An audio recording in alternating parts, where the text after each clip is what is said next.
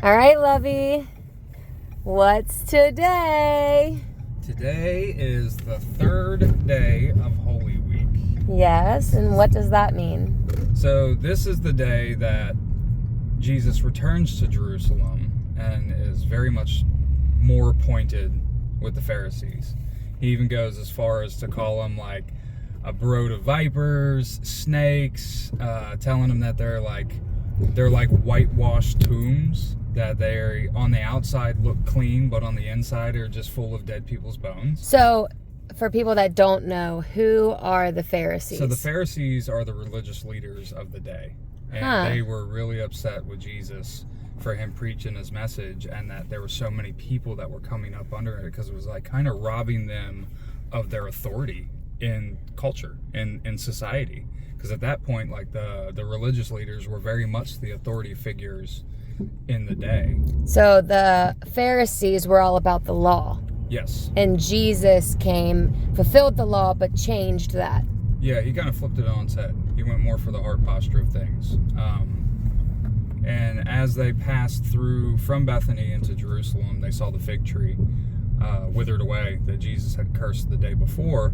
And then here Jesus gives them a bunch of lessons in faith, just how important it is to have faith. And he also is challenged by the Pharisees at this point. And one of the challenges they asked was, who gave you the authority to say the things that you're saying, to preach the way that you're preaching? And in turn, like the natural Jesus style, he asked them a question and said, if you can answer me this question, I will answer you the question that you've asked me. The baptism of John, did it come from God or did it come from man? And they were kind of afraid the answer. The disciples were, the Pharisees were, and they said, we don't know. And he says, well, neither will I tell you who gives me the authority to preach the way that I do. And then they keep asking him questions about, Sabbath, religious holidays, things like that. And one of the major questions that they ask him in the book of Mark, or Luke, I believe it is. Mark or Luke, I think it's Luke. But they ask him about paying taxes. And he tells them, give me a coin. And they give him a coin. And he says, whose image is on the coin? And they say, Caesar's. And he says, well, render to Caesar what is Caesar's, and give to God what is God's. And we are the image bearers of God. So we bear God's image just like the coin bared Caesar's image. So in a way, he's saying, let us be given to God. Right. And he also predicts his death to all of his disciples multiple times. So that happened today on the third day. Today on the third day.